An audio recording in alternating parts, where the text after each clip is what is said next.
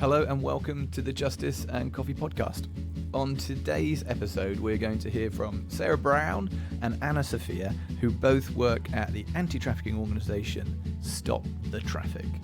I should say that the next few episodes of the podcast, we are going to move away from the anti-trafficking theme, which has so far been the principal subject matter of our first 4 shows, and cover a number of other subjects such as law, criminal justice system, prison reform, ethical businesses, transparent supply chains, etc.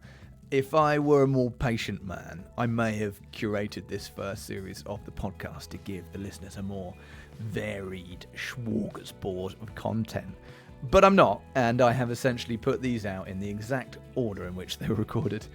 So the next few will be on alternative justice related subjects. But before our short anti-trafficking hiatus begins, we're going to stick with the subject of human trafficking and look at it from a slightly different angle with Stop the Traffick, who have a very unique approach in the way they combat this issue. I really enjoyed chatting with Sarah and Ana-Sofía a couple of weeks ago about their lives and their work in this episode of the Justice and Coffee podcast, and I hope you enjoy it too.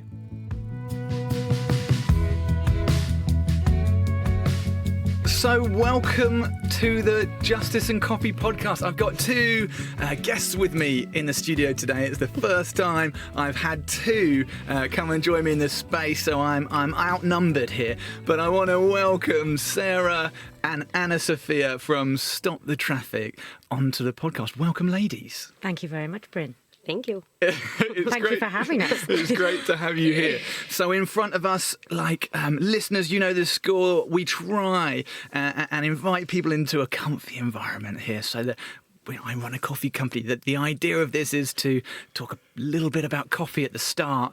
But once again, I've invited 2 non-coffee drinkers onto the show, which I'm really going to have to rethink this, aren't I? You don't drink coffee, so it's pointless me asking you questions about flavours or how you drink it, when you drink it, why you drink it. I mean, I did say that if I had decaf coffee, I would drink it with hazelnut or vanilla. Oh, okay. Yeah, so it's got to be decaf and with hazelnut milk. Yeah, it can be hazelnut milk or you mean those pump, syrups. a flavour pump. Okay, but half a pump. So basically, it doesn't involve caffeine and it doesn't taste like coffee, and you'll Exactly. It's like a cake. you'll consider it. Well, we have done a cake. It's a cake in a cup. I've brought chocolate cake along with me because a little birdie, Ana-Sofía, I'm looking at her through the microphone stands, did tell me, Sarah, it's a favourite of yours. It is. In fact, it's the only cake I like. So people think I like cake and sweet things, but actually it's just chocolate cake. So when people turn up with carrot cake or Victoria sponge, I am the most disappointed person. And you've wade straight into it, so that's good. Sometimes they just sit here for the whole hour and no one actually goes, you're at least halfway through your slice. I'm almost finished, aren't I? We've got plenty more. We've got plenty more where that came from. She will finish it. Sarah, Yes. can I start with you? Of course. Would you be able to give the listeners like a high-level description of who Stop the Traffick are and what they do? Yes, of course. So Stop the Traffick is an anti-human trafficking charity focused on preventing human trafficking, so not rescue or rehabilitation, more the prevention of human trafficking, trying to stop being trafficked in the first place. It's been around since about 2005 and very focused on raising awareness, getting people involved, getting collaboration, letting people know what's going on so that they can report or respond appropriately. That's really what it's always been about. And it's always been about that. But in the last, say, 5 or so years, we've recognised the benefits of data and technology. So we're bringing that piece into the whole organisation as well. Data and technology is one of the reasons I wanted to bring you guys in, actually, is I'm trying to educate myself on the different responses to this issue of human trafficking, modern day slavery. So I'm often looking for an opportunity to sit down with someone, have a coffee and have a chat. And we met, didn't we, a few months ago? And I asked you to break any barrier to my understanding of what that means, what Stop the Traffic do, and how this this issue of using technology and data and tracking intelligence from across the world to paint a picture. Where does that factor into the world of NGO working? So I'm not asking that question now. I was about to say, well, that's a tough one. That's a tough one. Yeah, just define that in a couple minutes, could you? And then we'll move on. No, we can come back to that, and I'll give you slightly when I've had more cake. lighter questions. But I do wonder, and I'm sticking with you for now, Sarah, Thanks. as I try and balance this collective podcast for the first time. Yeah, how did you? What's your role title at Stop the Traffic, and how did you come to be there? So my role title is Head of Research and Intelligence. I joined Stop the Traffic about 3 years ago. I came to be there because I had volunteered on and off with Stop the Traffic since 2012. Okay. So they did a campaign during the Olympics with UN Gift, which is the global initiative to fighting trafficking, and I was a volunteer.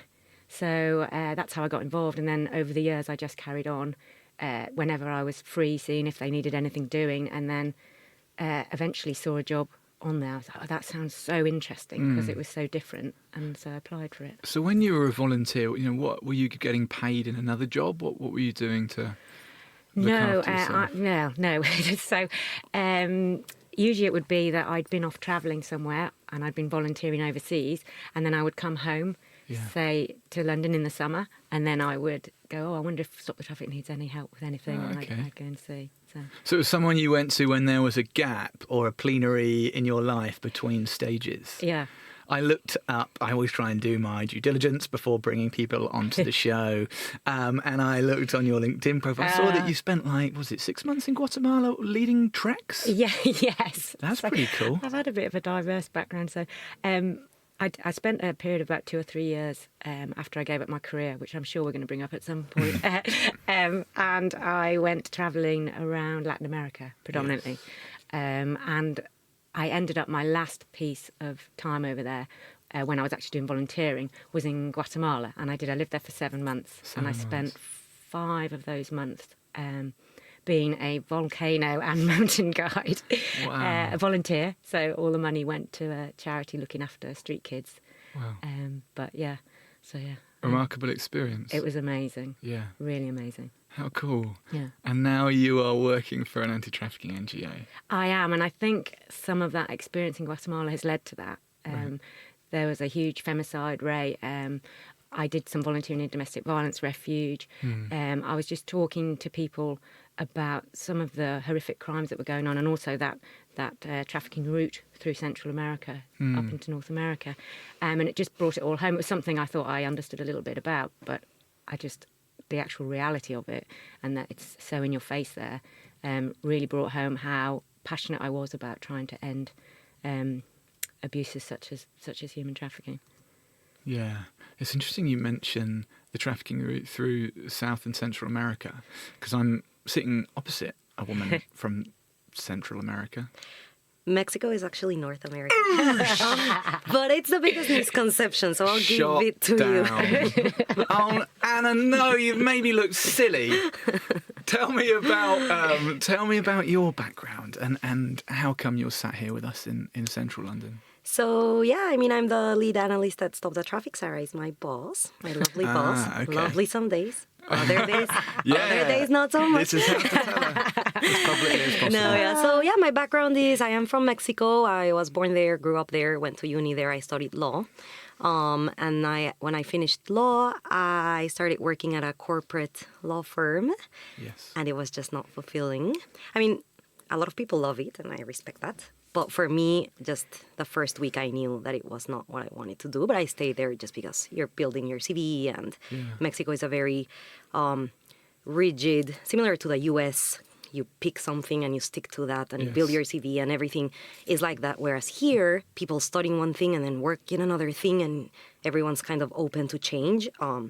Mexico is not like that. So I just stuck to that. But after 2 years, I just couldn't do it anymore. So I studied my LLM in Boston, and then when I was looking for a job in anti-money laundering, I came across a master's in London that was on countering organized crime and terrorism.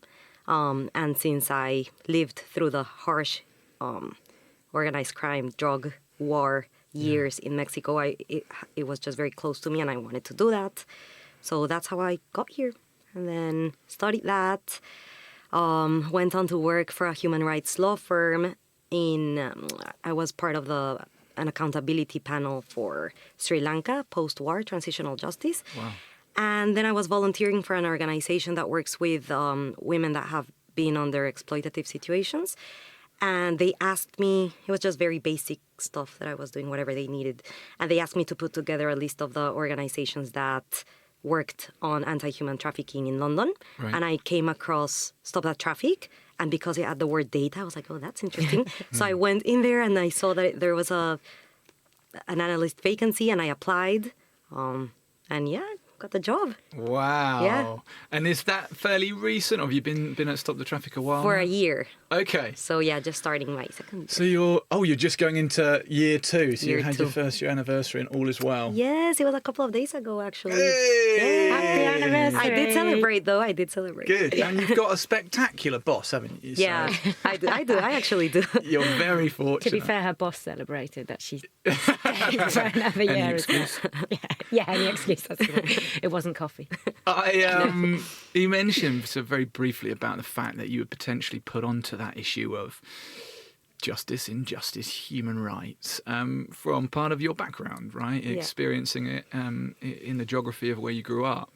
Can you tell me a little bit more about that? I mean, what part of Mexico did you live in? And you very casually sort of mentioned the fact that it's known for corruption and drug crime and cartels and organised criminal activity, and so you were exposed to that quite normally, right? Yeah, it's just normal. I guess when people ask, like, when did you start becoming interested in injustice, or the answer, I think, for anyone who has lived in a Latin American country or a developing country will always say just always. Like, it's embedded in everything we do, and it's something that you're aware of at a very, very early stage. I've always had a very soft spot towards injustice, in particular, people that have more money or are more powerful in like a job professional thing, and they just treat people horribly. And you get away with that way of treating people in Latin America, unfortunately. That you don't see here. Like, I'm always surprised with all the homelessness issue here, and seeing how people offer them tea and ask, which kind of tea? One sugar? And I actually sometimes stop, and that doesn't happen in Mexico. We don't, well, obviously I'm generalizing, but a lot of people don't treat people that are in different circumstances as an equal person. Yeah. So that has always been a soft spot for me. I also, obviously, I come from, well, not obviously, no, but I come from a more privileged background in Latin America. And I did go to university, in a university that has a lot of rich kids, with very privileged backgrounds. So just going out to the club was an experience in itself, seeing how they would treat, the waiters and I would always just be so ashamed. Going out to the club? Yeah. What do you mean by going out to the club? You go out to the club and... What's the club? Do you mean like a nightclub? Like a nightclub. Oh, okay. And if you have money, you have a table, and you have a bottle. Right. Well, that's pretty similar here. Yeah. But then the people who wait to you, who help you, they would just treat them terribly. Like, they would tell them, I will give you a very big tip, but you are like at my service. Yeah. And the service means service until they want to end the night. And it's just an aggressive way of treating people. So that was always very shocking to me. And I just remember being so uncomfortable in those situations. Yeah. So yeah, I guess injustice, just everywhere. Yeah. I can think of 1,000. I mean, I could just make you guys depressed with this story. At the end. Yeah. Injustice everywhere. So that's all we've got time for on the... No, of course not. Sarah, you can't say that was the same reason you came to get involved in this issue, right? I mean, where did it start for you? Was it from your childhood, or is it something as recent as the last few years of your life? It's quite a strange one, because when I was at school, a group of friends, we were talking about what we might do when we're older or when we leave school. And there were 4 of us, so I'm not going to say what the other 3 said because that's not fair, but they pretty much all came true as well. But even at that time, I think we were 16, 17, and I said, you know what, I'll probably get some meaningless, well-paid job that I'll do for a while until I realise I can't do this anymore, and then I'm going to do something more worthwhile with my life. And amazingly, that's exactly what happened. What a prediction. Yeah, and the fact that 4 of us, we all did that. So for me, it was, I think, it was quite a funny story. I just remember at a very young age watching things on TV around war and famine. And I don't know why, but for some reason, the whole, when Live Aid was on and the Ethiopian famine, when it first came on our screens in the 80s, it really got to me. And I was pretty young then. You must have been, 1984. Yeah, I must have been about 1. No. But anyway, so I was really, really moved by this. And it wasn't until I thought about it that I remembered this. And so I one of the things that I did as a child was I actually put a food package together and put it in an envelope and stuck a stamp on it, probably just a second-class stamp, and wrote, "To the poor starving people, Addis Ababa," and put it in the postbox. Bless your little heart. Oh, bless my little heart. So I'm sure it got there. And I'm sure it really helped. That's so sweet. So sweet, but not very impactful, I wouldn't say. So I think, despite not being involved in charity till I was in my 30s properly, I feel I have always had that sense of worrying about others and inequality and seeing it on the TV and thinking about it. And then, like I said, once I did give up my career after 15 years of working as a trader in the trader. Don't look so sad, Sarah. Destroying the world. One day at a time. Well, definitely destroying the world because I was an energy trader. So, literally destroying the world. No, that's not fair. So when I finally came to my senses and gave that up, that's when I did the travelling around Latin America. Yeah. I'd always wanted to travel. That was mine. Yeah, right? that wasn't mine. It wasn't mine. Yeah. Mine is on airplane mode. That is inexcusable of me after I asked at the start, just put your phones on silent. Forgive me. Back on airplane mode. You are forgiven. We're back exactly where we were we before were the somewhere in instruction. Latin America. That's it. Yeah. And I think I'd always had the idea that I would travel, but I left university, got a job, just fell into that kind of wheel without really standing up and looking around. And once I stood up and looked around, I went, I don't want to do this with my life. This is not helping anybody. Yeah. This is making money for people who already have money. This is making inequality worse. I've got to do something else. So the travelling made me rethink, it was to clear my head. But then when I was there, I saw so many examples of inequality and injustice, like Ana-Sofía was mentioning, that I just realised that was really what it was I was interested in. Travelling is so important, isn't it? We almost take it for granted, some of us, and we've all identified in some way during this conversation that we're privileged people, and we have the opportunity to travel some people around the world, even if they wanted to and could afford to. Countries simply won't have them due to where they're coming from. We are so fortunate to be able to travel, and it just opens your eyes, doesn't it? It changes your view on life, your perspective on life. Yeah. It's so good. I'll always encourage people to use their passports as often as they possibly can, and if they can do it as cheaply as possible, great. But do it. Break the borders, right? Go and see what life is like somewhere else. I also think what you said about, or what you described is rang a bell with me. Julia Immonen came on our very first podcast, and she used this phrase. She's got these brilliant phrases, and one of them is, where my passion is my paycheck. And all 3 of us actually at this moment are sitting around a table, and this was something I identified, the issue of injustice, human trafficking, modern day slavery, or whatever iteration or version of injustice it might be. And actually we're now employed in our own capacities in some way to engage with that issue, where our passion, is our paycheck. I love that. Would you tell me a little bit, I'll stick with you, Sarah. We're going back into the topic of your employer, Stop the Traffick. And so how they approach things that's different to potentially other NGOs that work in this space. You touched on at the start of the podcast. Maybe you can tell me a little more about this use of intelligence and data, because there was some crossover from your previous job, was there? Yeah, so in my previous job I had to do a lot of analysing of data, looking at demand and supply, and that comes very much into the human trafficking. If the demand wasn't there, then they wouldn't need the supply. And there's money involved in trafficking, the money involved in my old career. So yes, I did have to do a lot of analysis of data. It was just very different data. Whereas now what I'm looking at is the movement of people and the exploitation of people. Then I was looking more at, economic data and weather and things like that. So yeah, there is some overlap, but obviously very different content. So and like Ana-Sofía said, it was because I was looking at Stop the Traffic, just seeing what they were doing, and I saw something that said data in it. It really piqued my interest. I'm like, right, I've never really, in all my experience of working with NGOs, have I come across someone that's actually employing someone to deal with data. So that got me quite excited, which is quite worrying. That data got me excited. I must have a very boring life. I don't judge you. Yeah. Is it the same for you, Ana-Sofía?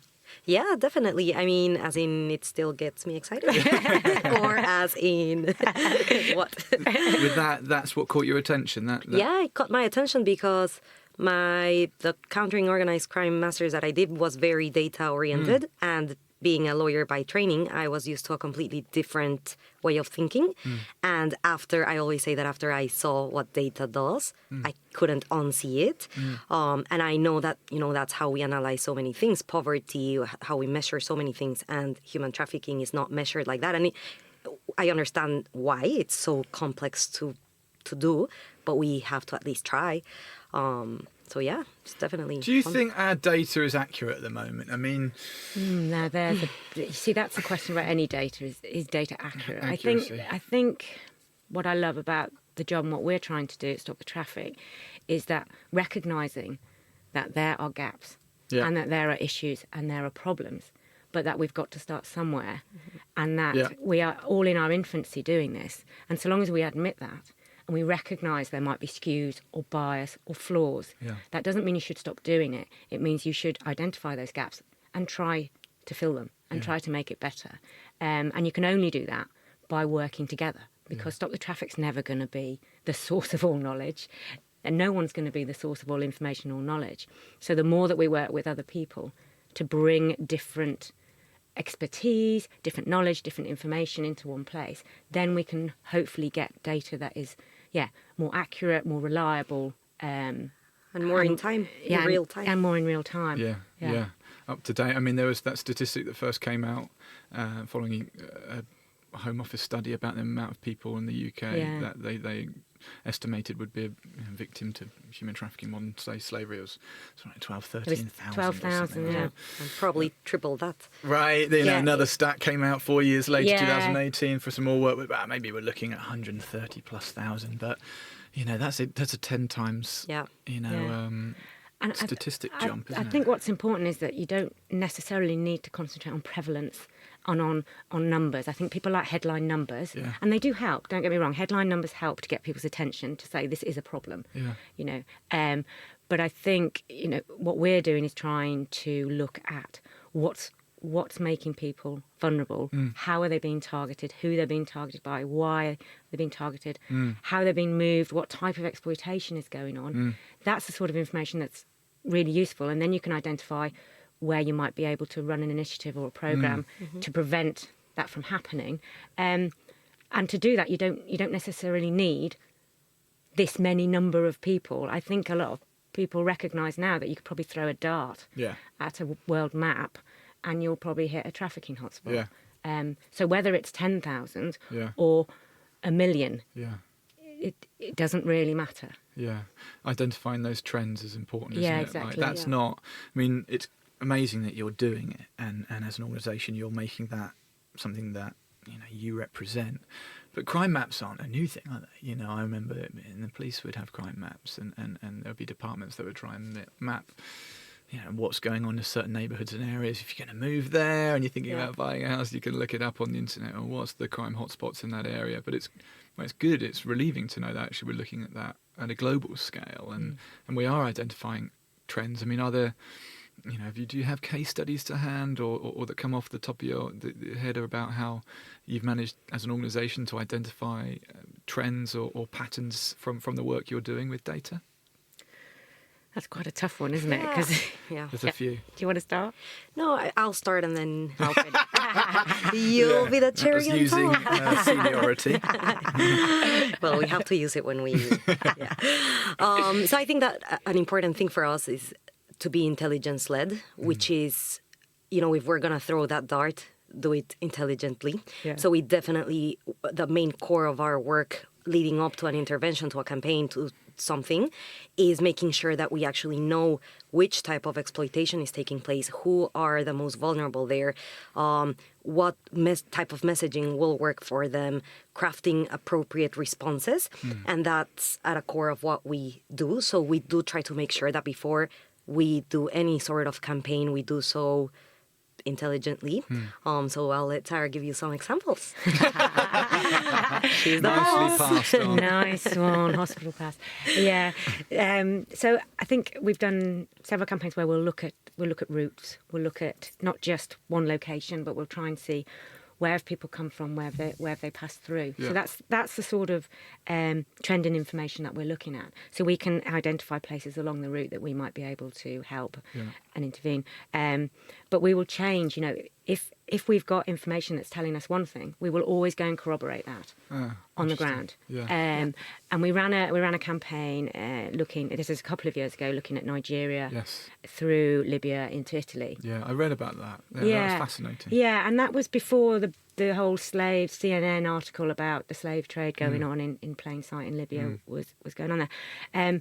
But we had to really be intelligent about the different messages we had in each country. Yeah. So there was no point telling Nigerians that they were probably going to be trafficked, or the women might end up in the sex work. Yeah. That wasn't the message that was going to get through in Nigeria, and the message in Italy at the other end is different because you're already there. Yes. So it's you've got to really think about that, and that's how we use the data that we've got, but also corroborating that with people on the ground and saying, right, what are the trends and patterns that you're seeing? Where is it that people are being recruited? How are they being recruited? Yeah. And interestingly enough, what we'll do as a campaign goes is if we're getting information in, up-to-date information, we will tweak the campaign so that we can focus on a slightly different demographic or change the message slightly so that we are responding and reacting to that. So we're not set on, right, this is a pattern that we've seen and that's that. Yes. You've got to be responsive. So you can only do what you do with the information that you've got. Yeah. But you've got to then go and corroborate what you're seeing. Yeah. And identify how you can best counteract that trafficking that's going on in that place. And one of those countermeasures for you guys, you mentioned campaigns. So you deliver some sort of campaign or some awareness program, is it? Yeah. So we deliver social media awareness campaigns. Right. So I always use the same example. But, when you're Googling some pants or shirt or Always whatever you want. Googling pants. Well, Yeah, pants is underpants here, right? Yes, it's underpants. Well, it could be underpants. Trousers. I'm not judging trousers. Sorry, knows. trousers. So, Well, we all most of us buy underpants too. and I've been using the word pants in my presentation, so it's too late now anyway. So yeah, if you're Googling some trousers or whatever, and then you don't buy them, and then next day you're scrolling through your Facebook or your Instagram and you get the same trousers you were Googling. That is weird, isn't it? It's super weird, but it can be used for good as well. So we do something similar with the campaigns where we create a 1-minute video approximately, intelligence-led video with all of the information that we gathered for the previous months, and we craft this very locally appropriate message in the local language, etc. And we target certain people that we know are most vulnerable based on the research, and they get in their Facebooks and in their Instagrams this video. Wow. So on their news feed rather than just on... Yeah. How do you identify them as vulnerable from? I mean, based on the research. So from that research, certain age group, certain geography. Wow. Certain cities. That is interesting. And the video is never kind of, telling them what to do. It's more an informative, know your rights video. Like if you're planning to go to the UK, know that here you have to be paid this amount of money, you have to work this amount of hours, etc. So they are armed with a bit more knowledge that if they just came here without seeing that campaign. Yeah. It's funny. I think we probably all think of people scraping data off us as a nefarious trade. You know, I watched a great documentary the other day about Cambridge Analytica and their influence on political campaigns, and we're becoming aware of it, aren't we? You know, I have 2 of those devices in my house where I call out a name and ask for like the time. Oh, I won't let them in. No. I won't let those in my house. Wouldn't have Terrible, it, isn't it? Because they must know all sorts.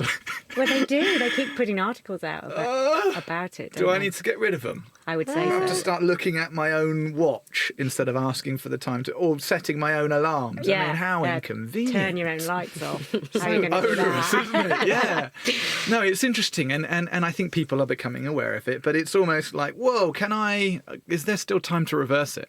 Having said that, it's great to hear of a positive use of that information. Mm-hmm. That's the thing. I think data and information sharing can be very scary words, and rightly so, have some negative connotations.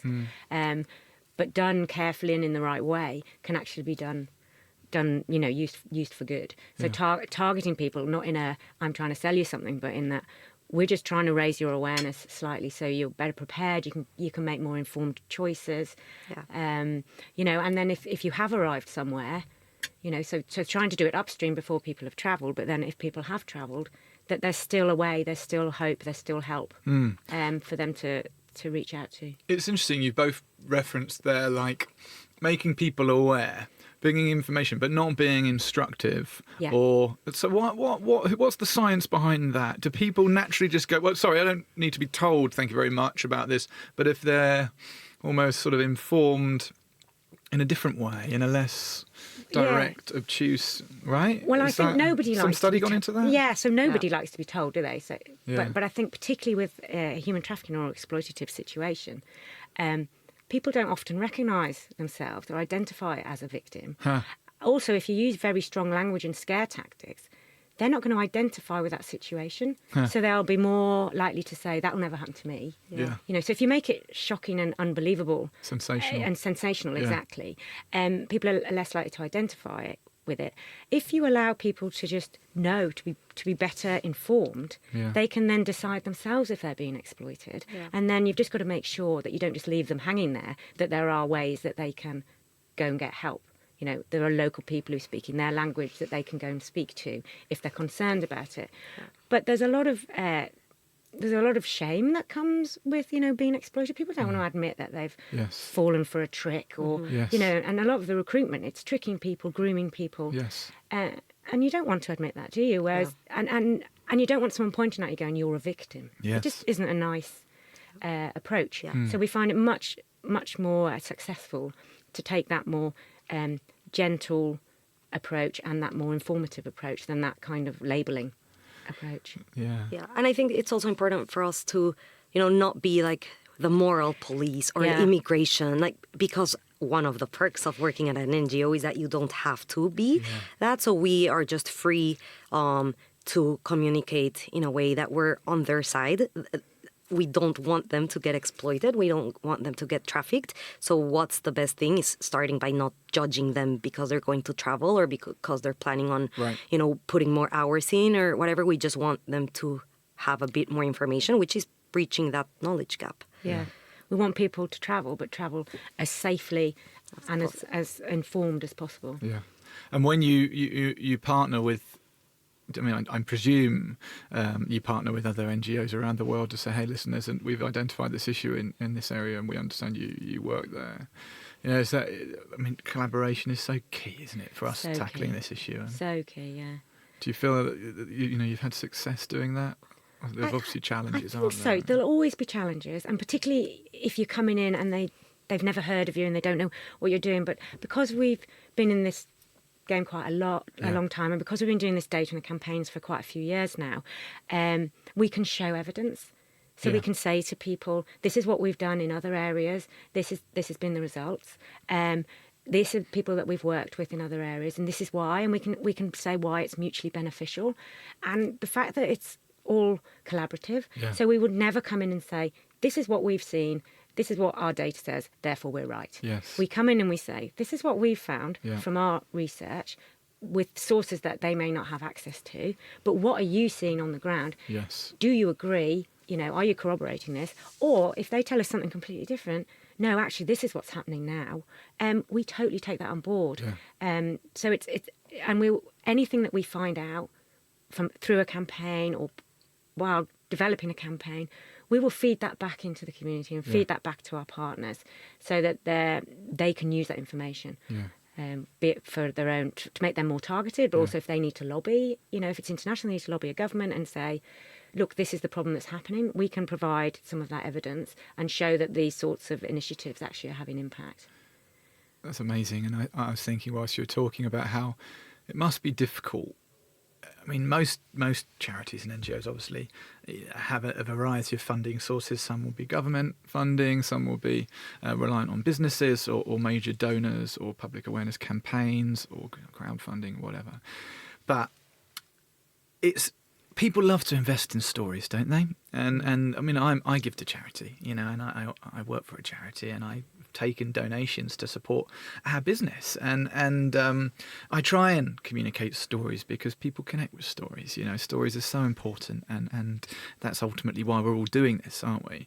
But from your positioning as an organisation, it must be difficult actually if you're not because I think what you're doing is invaluable. It is incredibly important, and it sounds effective too. But if you're not being able to say, hey guys, we just put a door through on a rescue last week and we rescued all these children. Wow, where can I sign my direct debit? Is that a difficulty? Yeah. God, that must be a challenge because... Yeah, it's a huge challenge, and we find that everyone wants to see a victim, which is wrong on many levels, particularly as it can re-traumatise that victim. Yeah. But as we know, that sells newspapers. That tweaks heartstrings. So it's very difficult to come from a prevention piece because you're not doing it. It's also very hard to measure prevention. So that's why we've had a monitoring evaluation specialist working with us. Oh wow! Internally. To be able to quantify?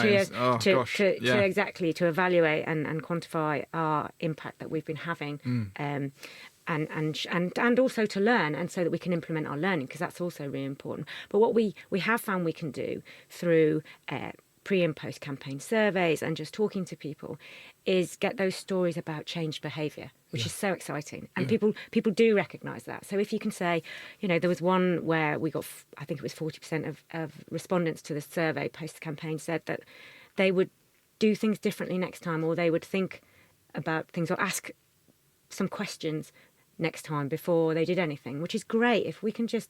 If that many people who've looked at it, that percentage are saying that they will do something differently and their behaviours have changed because of it, then that's fantastic for us. Yeah. We have also had cases where we've given frontline training to staff in banks, and we've put leaflets out in the branches, and people have actually come forward. Now this is interesting. Yeah. Because in part of my last minute due diligence process, I saw you, Sarah Brown. Me personally? Yes. What was I doing? I dread to think. Major periodical. I don't know what it was called. I don't know, the Norfolk Gazette or something. Oh yeah, probably, yeah. But it was talking about working with a bank, and that data had actually shown that it was certain areas of the country were hotspots for a Lithuanian community, which I found really interesting because one of them areas was Kings Lynn, which is where my dad works. No way. My family I was all live just in there Norfolk. the other day. Amazing. Probably getting my photo taken by another. The Long Sutton Gazette, I think. Oh, was that what it was? Yeah. People must stop you in the street. Yeah, they do. I got chased on the way here. Yeah, so that's really interesting because you don't think of parts of the country like Kings Lynn and the Wash as being areas of hotspots for trafficking. Right, and so that's an education piece even for us in the UK, isn't it? We think of areas of Africa, India, South America. Yeah. Who thinks about Kings Lynn? Yeah, do you know what I mean? do. Yeah, no, wow, great. Yeah, and I think that's one of the things that you've hit on a really key point there, is that people in the US, UK, Europe, they tend to think it doesn't happen here, it doesn't happen here, it happens over there to other people. We've really got to get that message across that this happens in your country and it also happens to British citizens. Yeah, it's important to make people aware of that. I'm glad you're getting that message out. It's us and the what was it? What's the Gazette? We're trying and get your message out to the masses. Yeah. One of the things I noticed in my research was some partnerships you have with obviously really recognised names like Facebook and IBM. there's a lot of negative stories about Facebook, at least. So it's really encouraging to read something that's positive about their engagement with you guys. How have you gone about forging those relationships and developing trust between you and them in terms of working on a project like what you do? I think often you start quite slow, don't you? You get those introductions and everyone's going to be slowly, softly. Yeah. And then it's really about demonstrating to them that whatever they've helped you with, be it technology, be it credits for social media, that we can show what value we've got out of that, and prove to them that it would help if they carried on supporting us in that way. And that's all you can do, is just say, right, this is the impact, and then show the value of the relationship, not just to us but to them. Yeah. So it's a good news story for them if we can come back and say, you know, we've done this with you, and therefore this happened. Yeah. It's good for you and it's good for us. Besides working with banks in the UK, what other sort of businesses or enterprises do you work with over here? We work with, not Ana-Sofía and I personally, but we have people that work with businesses looking at their supply chains. Yes. And looking at their risk there. And we work with law enforcement and the usual, sharing information with them, and doing joint trainings and things like that. And like we said, the financial institutions. Financially, follow the money, right? Well, that's it, exactly. One stat that's always bandied about, and that's probably out of date now as well, is that it's a $150 billion business, human trafficking. Yeah. So that's a huge number.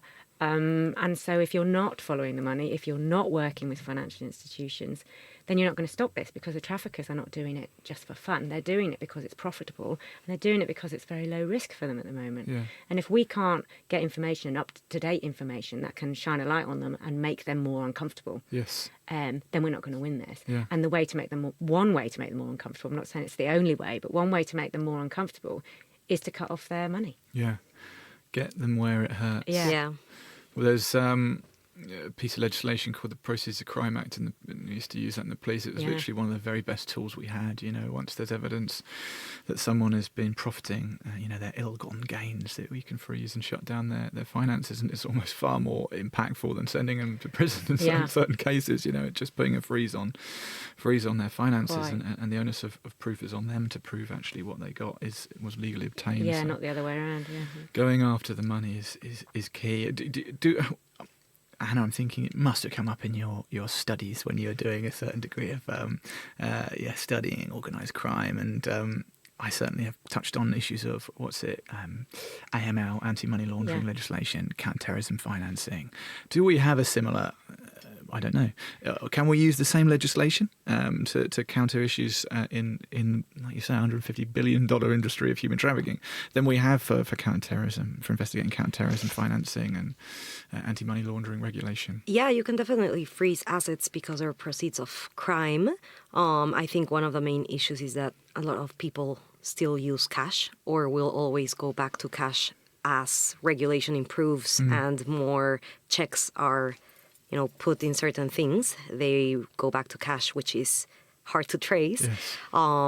But yeah, you can definitely freeze those ones. Yeah, I'm just wondering what we can do. Hearing what you guys have talked about today, and the amazing work of Stop the Traffic. To those listening, and maybe those, and there's probably only a few of them, but at the sound of the word data, there is don't prick up in the same way that yours both did. I mean, they turned off in the first 5 minutes. Data, no, not this one. This is the wrong one. But to those of them are still with us, what can we do? What can we do to respond to these issues that you've brought about, and what can we do to support you guys, actually? So, many ways. One of them is we have an app.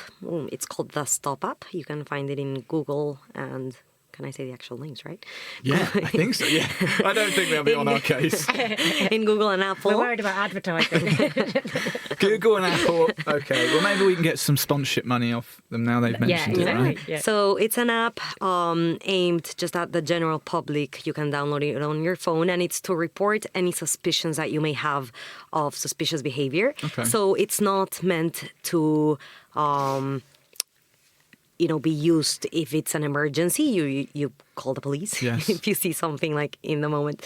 But it's just, so many people, because it's a difficult issue to understand, so many people will report things like, oh, I think I saw that, but I'm not 100% sure, and you don't want to waste, resources calling the police or whatever. So they report it to us. Okay. It's basically a free text, sort of like sending a text message of what you saw, and then that goes to us directly, to Sarah and I and the research and intelligence team, and we kind of filter that, and then we disseminate it to the relevant authorities, so we see who should be receiving that report. Yeah. So that's definitely a way. And in areas where it isn't safe to report to authorities, we work with NGOs on the ground, partners that we have, to try and help the person who's made the report and connect them with them. Yeah. So it's a global tool.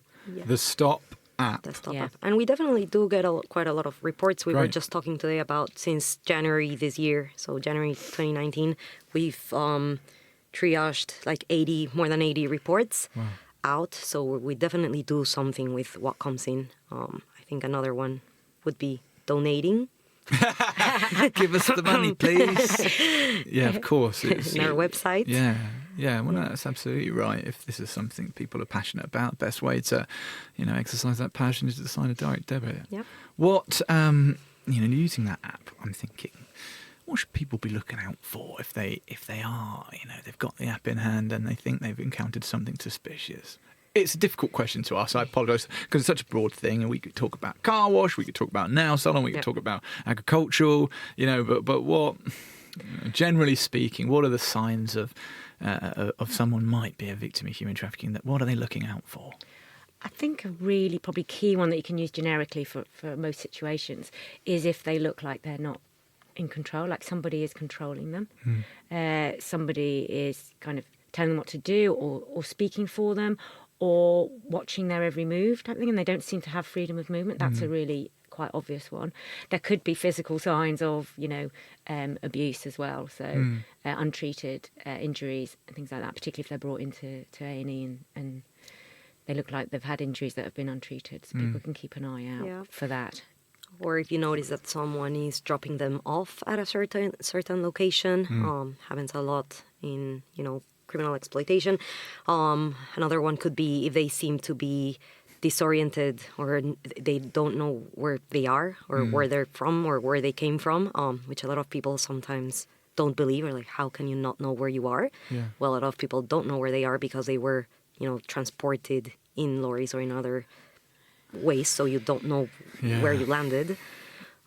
It's interesting you say that, isn't it? I wondered whether this would come up today, but transported in lorries this week. Sorry, this probably isn't going to go out for a few weeks, this podcast, but it's actually Halloween today, 31st of October. Oh, yeah. It's appropriate. But last week in the UK, there was a very sad case that came about that 39 people were found dead in the back of a lorry, in a storage container that was on a lorry at a UK port. And it's one of those moments in time where I think, it was on the front page of every newspaper, wasn't it? We're now beginning to find out little bits more information about the routes that lorry has taken, and those people have where they've come from. I think the latest thing I read was a suggestion that they have a Vietnamese origin, but it's it was in Dartford, it was in Essex, it was in our ports. This is coming all the way from Vietnam and making some random route around the world to land up in Essex, in such a horrible situation of freezing to death in the back of a lorry. Can you think of anything more atrocious? But it sort of caught the public's attention. And one of the reasons we're doing this podcast, isn't it, is it's to start having these conversations and maybe introduce them to people that don't spend the same amount of time as we do, thinking about these issues. And it's right there on the doorstep. There were probably places, and I don't want to speculate because it's not appropriate. But they wouldn't be here without a reason, and there are probably roles that have been planned out for the occupants of that lorry. And it's devastating, isn't it? And just to see hopefully at least that we can start to use such a horrible, tragic story to leverage, a little bit more government action perhaps about how we combat this issue in our country. Well, and just also a lot public awareness as well. Yeah. So, and public action around it too. Yeah, it's an absolutely tragic thing, and it's literally humans being treated as commodities, isn't it, in the back of a truck? Yeah. And unfortunately, that's what it is, and a human being can be sold over and over again. That's why it's a very lucrative business. Yeah. So yeah, the main thing about it is it's absolutely tragic. Yeah. And yes, it's in the media now, but then will it be forgotten and moving on? And I hope not. I hope that this time there is some lasting impact on that. And it's not the first, is it? No. They've referenced the tragedy in Morecambe Bay. Was it 15 years ago, and one in Dover? Yeah. Was it 2000? Was it or something? Yeah, it was in 2000 in Dover, and it was more people actually that died terribly. Yeah. I don't want to stop. End on that. Gosh, Yeah. I don't want to end the podcast there, and I would love, like always, to identify a silver lining somewhere, a reason to be hopeful. And I want to ask you both, actually, what does bring you hope? What does make you happy about the world? What are the positive signs that we can be encouraged by? Please. I think Ana-Sofía's laughing because I am a complete natural born cynic. Right. So I'm just waiting for her to answer. Yeah, you're going to wait for me to answer. I think you were asked, there would be a similar question if you asked me what did I not like about the world. My answer would be many things. Yeah. So what makes me happy? I think there's moments where I get my faith in human nature, which is relatively low, restored or bumped up by people showing genuine compassion for others and people coming together and supporting each other, particularly in times of crisis. And having that, having my faith in human nature vaguely restored makes me happy. And also collaboration, like seeing people collaborate to achieve things and genuinely work together, that makes me happy. Yeah. Absolutely. Yeah. Brilliant. Ana-Sofía. Well, a lot of things make me happy, but one of them, I think, is seeing how people are becoming more aware of helping in any way. It might not be anti-human trafficking in particular. It could be other things, the climate, other things. As long as you're doing something that means something to you and that you allow others to do what means something to them. And I think that also a big thing for me is that we work towards the prevention and detection of human trafficking, but also focus on providing opportunities for those who also do it out of desperation, and who also get themselves in very sticky situations as a trafficker because they are in situations that are just as well terrible for them as well. So I think that's a long-term project, but like for now, just doing something to prevent and detect the most vulnerable. It's good to know that you're having an impact with what you do. But we would all dream, wouldn't we, of being made redundant? Yeah, that was my goal. That would be everyone's goal. That is my goal, Yeah. is to be made redundant. Find something else we've Make got to myself do. redundant, This isn't an issue anymore. That's fixed. Sorted that. What else can we move on Yeah. to?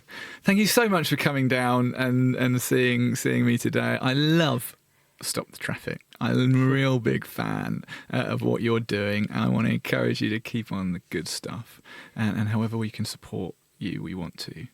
So thank you. Thanks for having us. Thank you so much for having us. My It's been a pleasure. joy. And the cake is delicious. Yay!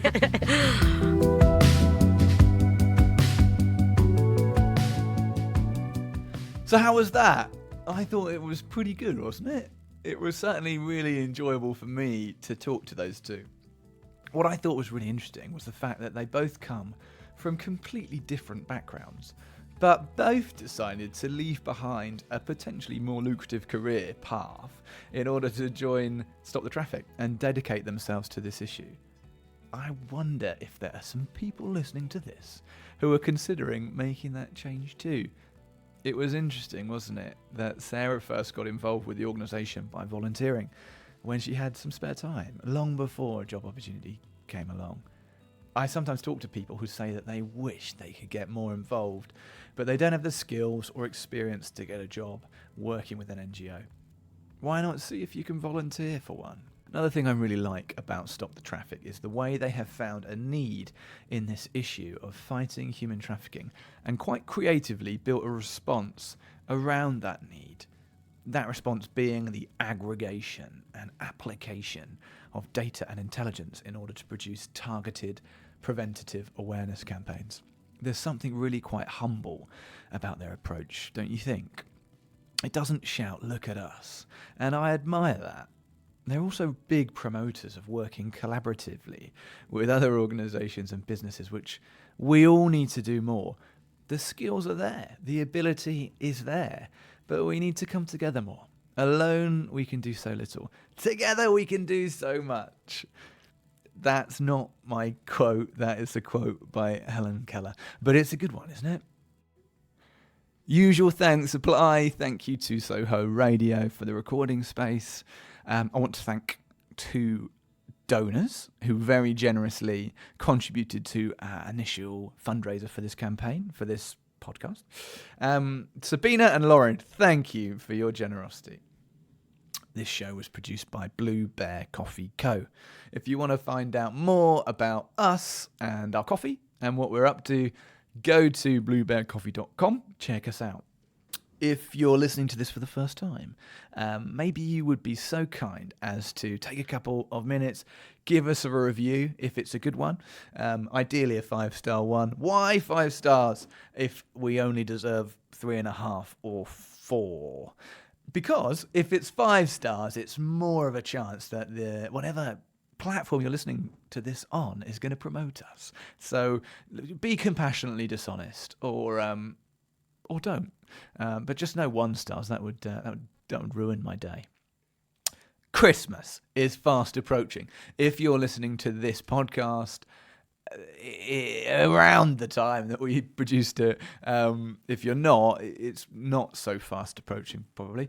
But I've got an idea. Wouldn't it be brilliant if you bought a bag of Blue Bear coffee or a Keep Cup or both and gave it to a loved one or a friend at Christmas time? Hey, wouldn't it make a great office present if you're doing Secret Santa? I'm rubbish at coming up with something creative, but listen, especially in office, you would tick so many boxes. Everybody loves coffee, particularly brilliant coffee, and it's an ethically and sustainably sourced coffee, and the profits are being used to support 3 amazing organisations fighting human trafficking. Talk about a box ticker. Just an idea.